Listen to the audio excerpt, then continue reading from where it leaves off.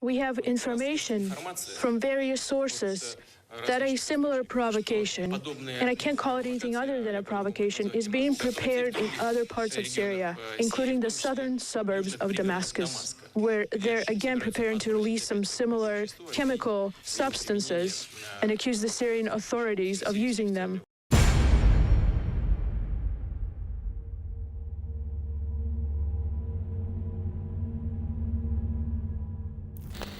And now they're going to call me a Russian agent again because Vladimir Putin has come out and said clearly the chemical attack was a false flag. We never do that. Just like they did a few years ago, they got caught. And then we have Ron Paul saying it, and we have the British ambassador saying it. Are we all Russian agents? I guess Putin is. So let's go ahead and play Vladimir Putin. Is Daria going to read the subtitles, or am I? Oh, they're already there. Okay, we got actually an evil Russian working here. U.S. Army veteran, the whole 9 yards, but she can't be trusted. But here, she's going to read what Putin had to say. Here it is. We have information from various sources that a similar provocation, and I can't call it anything other than a provocation, is being prepared in other parts of Syria, including the southern suburbs of Damascus, where they're again preparing to release some similar chemical substances and accuse the Syrian authorities of using them. But we regard that any such incident would be reason enough for a thorough investigation. We are preparing to make a formal call to the relevant UN agency in The Hague and call on the international community to investigate thoroughly these incidents, and depending on the results of the investigation, to make informed decisions and take meaningful action. All right, let's go to the former British ambassador to Syria, Peter Ford, 2 days ago, saying that they've now given them plenty of excuses to stage more false flags.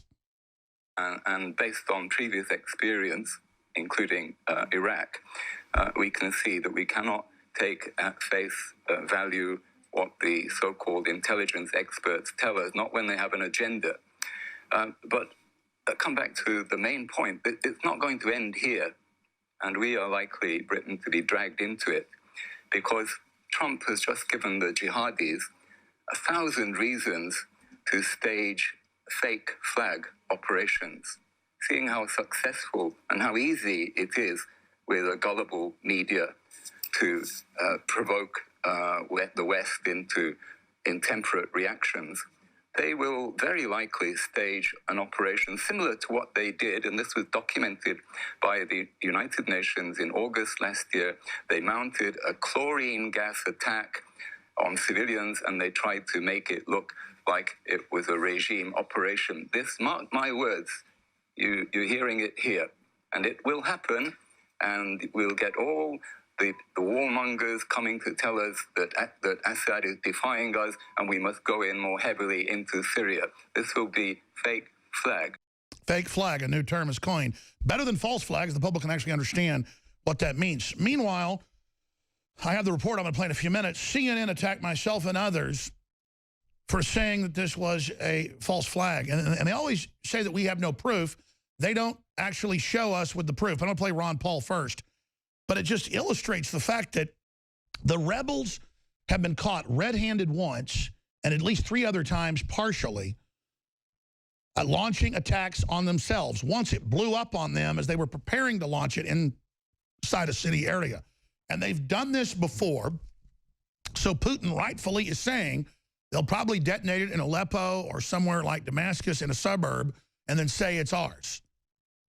When this is Obama and now Trump's red line, and the Syrians are winning the war, why in the world would they launch it? Well, they say they have the track of the planes flying from that base over this village. The Russians say they bombed Al-Qaeda, ISIS, al-Nusra, and that it was chemicals on the ground that killed them. The media is also saying that we say no chemical attack happened. No, I believe 80-something people died from a chemical attack.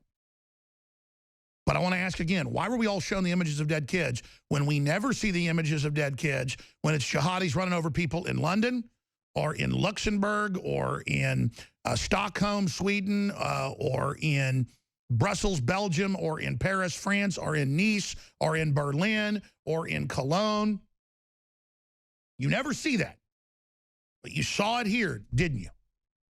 And when our missiles goes astray, and hit a village and killed 4 people. Do we see images of those dead kids? This is how they operate, ladies and gentlemen. So Ron Paul came out first. We came out first. We had an article day one with our sources in Syria with the jihadis celebrating. Let's show Syrian Girl's article, if we can, that it was a false flag. We had the first article, and then we showed the jihadis celebrating that they'd done it. Because, see, they get paid by Saudi Arabia for this. So they want to show they did it and just hope our media covers it up for them. Report, Soros-linked group behind chemical attack in Syria. It is a group he funds. Chemical attack has all the hallmarks of a false flag. The media makes jokes about that. Ladies and gentlemen, George Soros admittedly funded the Arab Spring. He admittedly funded the overthrow of Ukraine and their elected government.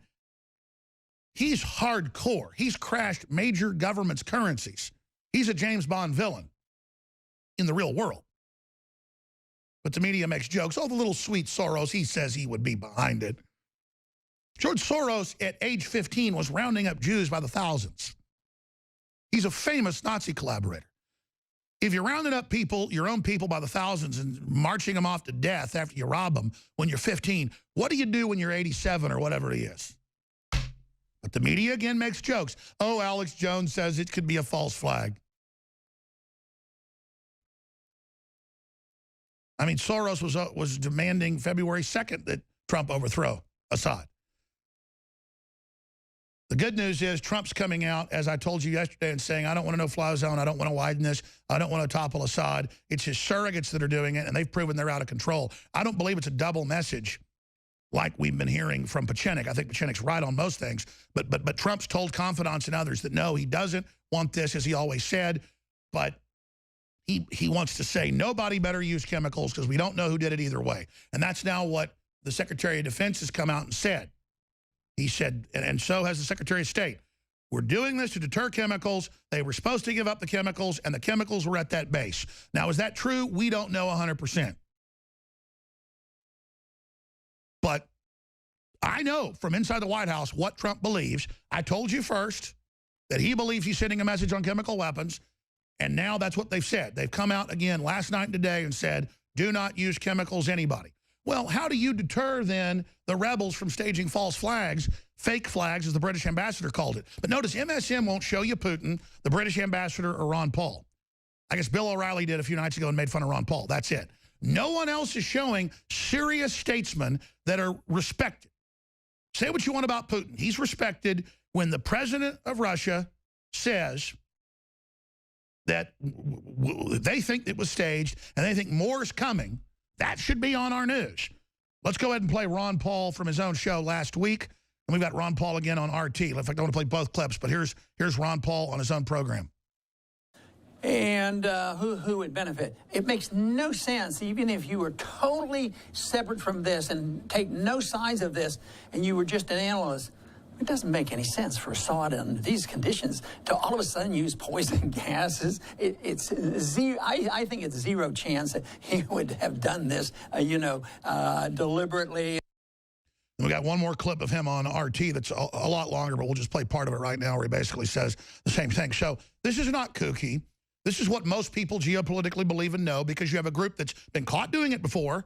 They have the motive to do it again because it'll bring the United States in to kick out their enemy Assad. You have al-Qaeda, ISIS, al-Nusra all celebrating day one since last Thursday of the strikes and giving them hope now. And they've had more attacks on U.S. camps inside Syria in the last few days as they get oxygen in their lungs in this civil war that we've now been injected into, that I supported because I wanted to end it by kicking al-Qaeda and al-Nusra and these groups out.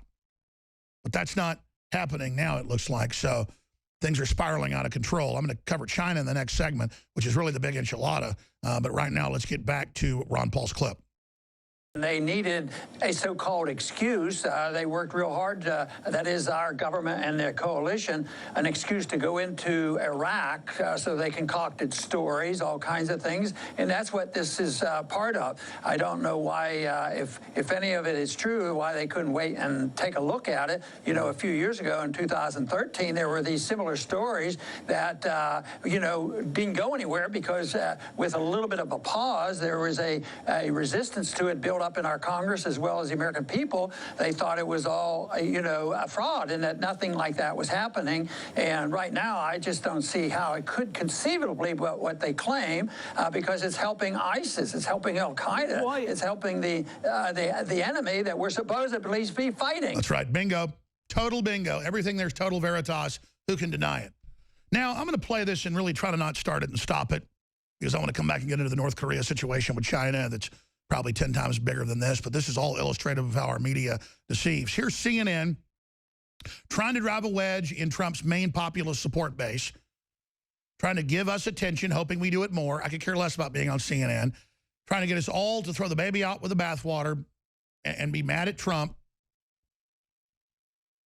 when overall he's doing a great job domestically, and I understand why he did this, to look strong, and he couldn't tell either way. And they also wanted to send a message to North Korea, and it seems like it's happened. And so we're going to start the clip now, and then we're going to come back with the rest of it on the other side. You know what? I'll go to the clip when we come back on the other side, just so we have plenty of time to get to it, and then I'll get into all the other big issues that we're facing. But alt-right turns on President Trump.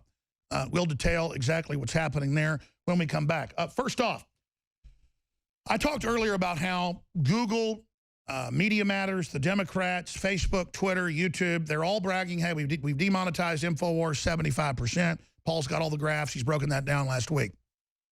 They're bragging how they kicked us off Google ads via AdRoll.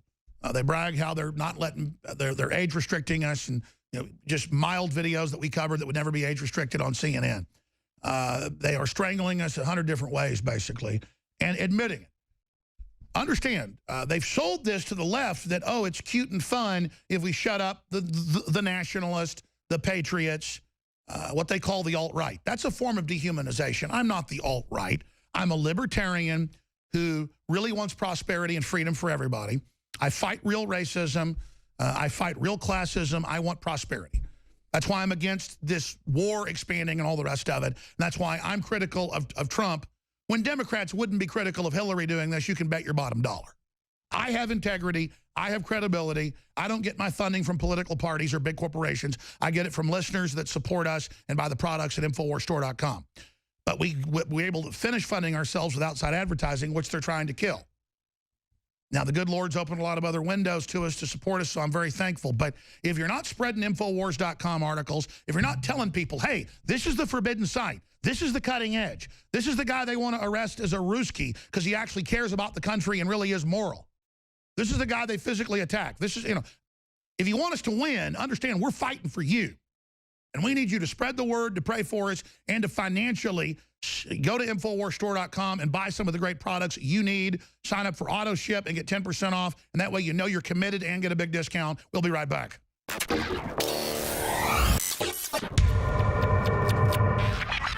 Look, I'm not going to sit here and say, see, I told you so, that communist Chinese-style net censorship was coming to the web, because it's already here. It's being announced. The way you keep the internet open and free is you get involved more than ever. Go to InfoWars.com/app. A new battleship in the fight. InfoWars Live, available right now. We're looking for a crew to man it. You gonna sit down and play games and be a trendy? Or are you gonna be part of history? Don't sit by and let the internet and free speech be stolen from you. Take action.